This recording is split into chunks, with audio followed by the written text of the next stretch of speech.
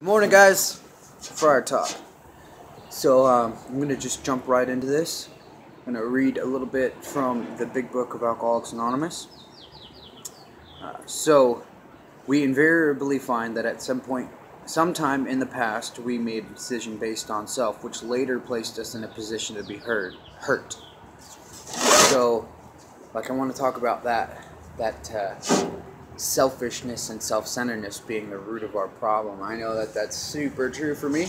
I've made a lot of decisions in the past, and even really recently, some decisions based on self. And it's funny because in that moment, when I make those decisions, I can see the selfishness and the self-centeredness, and I give myself so many different reasons to completely ignore that selfishness or that self-centeredness aspect of the decision. And it's really shitty because not only am I placing myself in a position to be hurt, but it's also placing others in a position to be hurt, and that's not what I want to do.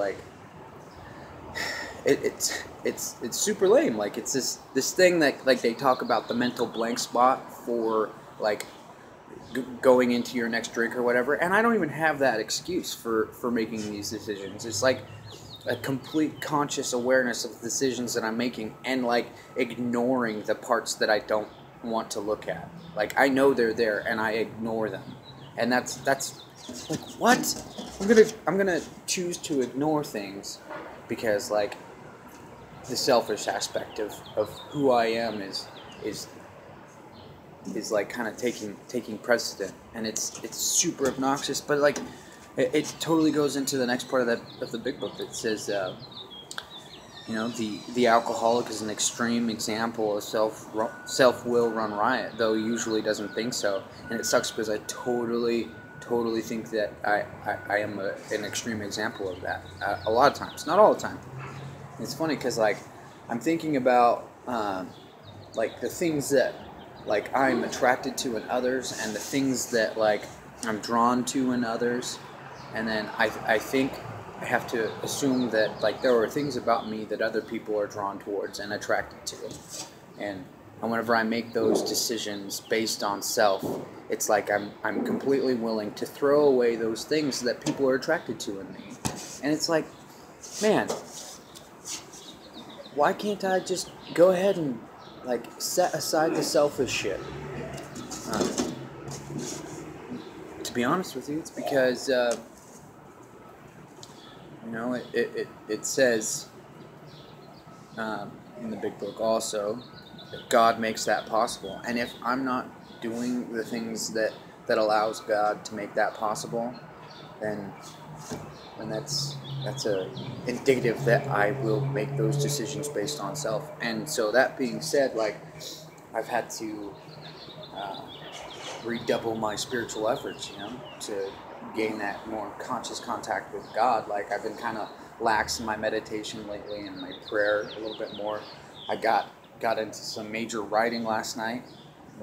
Through that, some things came to me, that whole idea of I'm ignoring the selfish things by giving myself excuses for other seemingly good motives, and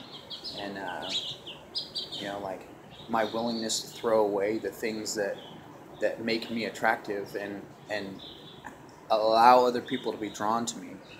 And so I've jumped back into my writing. I've jumped back into some more of my personal development stuff that I've been kind of lax on lately too, and it's weird. I don't know, I'm just kind of thinking about stuff out loud, and I wanted to share that with some people. We could totally rid ourselves of that selfishness and self-centeredness. It says in the Big Book right there, we must rid ourselves. we must rid ourselves of this selfishness. We must, or it kills us. God makes that possible, and there often seems no way of entirely getting rid of self without His aid. So I don't know, I'm gonna have to do some major turning over to God and And I don't know. So there's that. Love you guys. Friar Talk. If you guys are making some decisions based on self, like get back into like a routine where you weren't doing that before. Just a thought. Love you guys. You're not alone. Deuces.